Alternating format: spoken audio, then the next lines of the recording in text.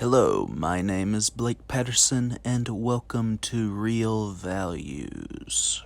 On this week's episode, I discuss Brady Corbet's The Brutalist. For some of us, filmmaker Brady Corbet is remembered for his heartbreaking performance as Brian Lackey in Gregg Araki's Mysterious Skin.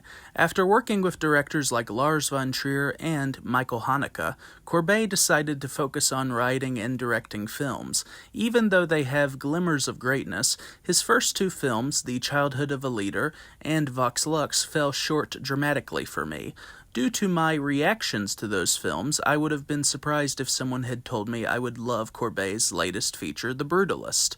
Within the first 5 minutes, I knew I was in the hands of an artist who had built more strength artistically and emotionally to create an elegantly unique vision. For a film shot on 70mm in VistaVision with a $10 million budget, The Brutalist is a miracle as a film from the outside, but what makes it resonate most as one of the finest American films of the 21st century is how Corbet and his wife and co-writer, Mona Fastvold, develop a thematically layered screenplay about themes as eclectic as the artistic process and cultural assimilation. As Daniel Blumberg's overture ship plays in the background, Corbet constructs the introduction with a scene of Hungarian Jewish architect Laszlo Toth, played by Adrian Brody, moving through the ship to see the Statue of Liberty, and a scene of Laszlo's abused niece, Zsófia,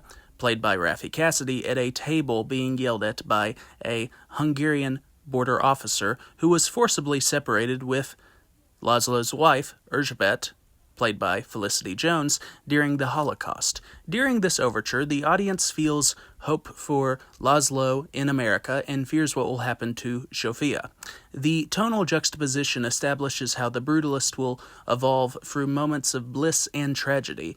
As Laszlo spends time at a brothel and travels to Philadelphia to see his cousin Attila, played by Alessandro Nivola, Corbet demonstrates how he will explore the layers of Laszlo's identity without reducing him into a stereotype for a didactic argument. When Laszlo reunites with Attila, the audience and Laszlo recognize how Attila has successfully assimilated into a Catholic lifestyle through his wife, Audrey, played by Emma Laird, and his furniture store, Miller & Sons. Laszlo's discovery provoked me to wonder about my past ancestors and how they settled in America culturally. Attila also informs Laszlo about Erzsébet and Zsófia being alive due to Erzsébet's letters to him, which gives Laszlo hope for a future with them again. While Laszlo helps Attila with his business, the son of a wealthy industrialist, Joe Alwyn's Harry Lee Van Buren commissions them to renovate a part of his father's home while Harrison Lee Van Buren, played by Guy Pearce, is away as a surprise. As they work, Laszlo includes a new friend, Gordon, a single father played by Isak de Benkole, who Laszlo met previously on the street when he tried to help Gordon's son, William, get food from a restaurant. Through these sequences, Corbet conveys Laszlo's compassion for those who need help and his fierce commitment to his craft in every precise decision he makes. As Corbet depicts, Laszlo's creative process is exhilarating in every step, but also suspenseful in how the audience fears a mistake could occur. Once Harrison arrives and discovers what his son has commissioned, Harrison is enraged at what Laszlo and Attila are doing without his knowledge. Since they are not paid for their work, trouble only worsens for Laszlo when Audrey accuses Laszlo of making a pass at her. During these scenes around Attila and Audrey, Corbet examines how Audrey expresses her anti-Semitism subtly through her interactions with Laszlo, and Attila's unquestioned trust in Audrey completes the view of how deeply assimilated Attila is. After leaving Attila, Laszlo has lived with Gordon and William in shelters and becomes a heroin addict while shoveling coal for a living. To Laszlo's surprise, Harrison appears at his job one day to speak with him about the renovated room in his house and how people have praised it. Harrison shows Laszlo clippings of what the press is saying about his renovation and gives him researched images of Laszlo's work in and around Budapest. The pictures move Laszlo because he thought his architecture was gone through the war since he cares about leaving a legacy. Laszlo's sentiment is touching, but the audience is also aware of how Harrison wants to manipulate Laszlo into creating a massive project for him, which we later learn is a community center involving a library, gym, theater, and a chapel in honor of Harrison's late mother. The deception is convincing and effective due to the nuanced writing, Pierce's natural charm, and Brody's inherent generosity. When Laszlo initially hears of the chapel, he questions the idea because it would likely narrow the demographic of people attending the community center. However, Laszlo goes with the idea since it is for Harrison's late mother.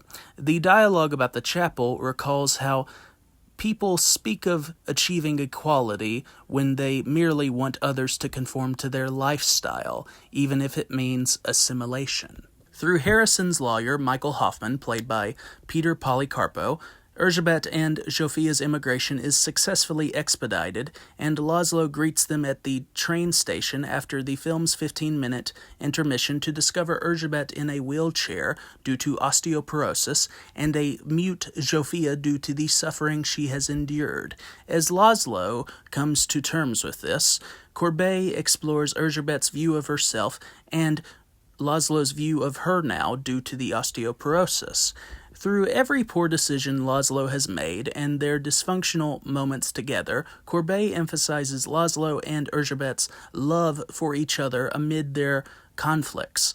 Brody and Jones are authentic dramatically in their portrayal of a couple who have endured the worst imaginable circumstances to remain together. With Zsófia's muteness, Corbet studies how the Holocaust has affected her, and the audience acknowledges and feels her angst in one scene when the predatory Harry approaches her outside. Once viewers see Zsófia and Harry again, we know what Harry has done to her because of how Zsófia pulls up her shorts, and an earlier scene where Harry tells Laszlo to keep Zsófia away from him and other men, or she will be violated. In a later scene, when Zsófia finally speaks and wants to move to Israel with her partner, Bennett Vilmoni's Benjamin, the situation is a natural progression for a woman who has grown tired of what she has endured in America and hopes for a better life. The outcome is also fascinating because it indicates how committed Zsófia is to her religion versus how Laszlo and Erzsébet respond to it. Corbet's humane approach to his characters' beliefs and feelings is satisfying in its complexity. As the Van Buren Community Center's construction faces its obstacles, Laszlo and Harrison's relationship builds from moments of seeming admiration to a rape that reshapes Laszlo's approach as an architect. The rape sequence is shocking, but Corbet sensitively handles it without exploiting it merely for shock value. Through the rape's aftermath, Corbet recognizes how the trauma has robbed Laszlo of his empathy and patience at work, and how the power has consumed him until viewers feel Laszlo's pain through the broken layers of his current self. Laszlo's heroin addiction has also worsened to the point where he nearly kills Erzsébet by giving her heroin since she does not have enough pills to treat her osteoporosis. The intense outcome is a confrontation for Laszlo to recognize his addiction and his current behavior, and the reflection reinvigorates the marriage when Erzsébet survives and converses with Laszlo about how awful America is for them. When Erzsébet visits the Van Buren home with her walker, she faces Harrison in front of others, including Harry and his twin sister Maggie, played by Stacey Martin, and tells them he is a rapist. Erzsébet's response provokes Harry to escort her violently out of the dining hall, and Maggie tries to help her, even though Harrison has mysteriously disappeared. The sequence solidifies a psychological and sociological analysis of a dysfunctional family beneath its idyllic wealthy facade, and how its patriarchal dominance is full of cyclical rage and violence. Harrison's disappearance remains a mystery to the audience, but his actions remain damaging no matter what happened to him in Corbet's portrait. The epilogue, entitled The First Architecture Biennale, covers a retrospective of Laszlo's work in Italy in 1980. Erzsébet has passed away, but an adult Zsófia, played by Ariane Labed, takes a wheelchaired Laszlo and her young adult daughter, also played by Cassidy, to the retrospective and delivers a speech on his behalf. The audience learns the community center has been completed, and Zsófia discusses how the center's design was meant to parallel the concentration camps where the Toff family was. Zsófia's description recalls an earlier moment between Laszlo and Harrison, where Laszlo discusses how he views his structures as a political stance against strife. The film concludes with Zsófia quoting Laszlo, "No matter what the others try and sell you, it is the destination, not the journey." Laszlo's point indicates the endurance of art against the domineering nature of commerce and greed.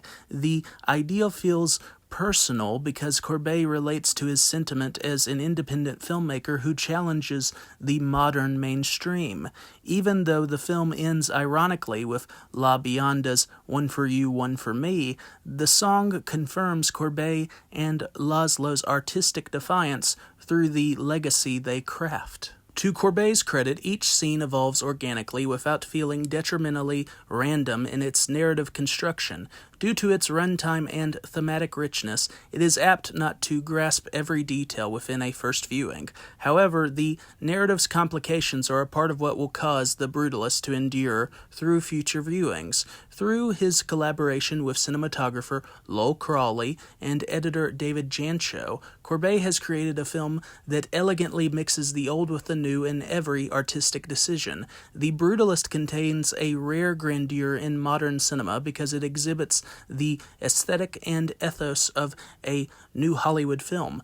Only one other film this decade has captured a similar sensibility, Alexander Payne's The Holdovers, and both filmmakers demonstrate the possibilities of how modern filmmaking can be accomplished with old technology. Along with Coralie Farge's The Substance and Ramel Ross's Nickel Boys, Brady Corbet's The Brutalist establishes the cinema's future with the bravery of auteurs committed to their visions, even if they divide some audiences. In an increasingly IP-oriented film culture, these films are superficially an act of celebration, but their dramatic power is what transcends mere status into great art.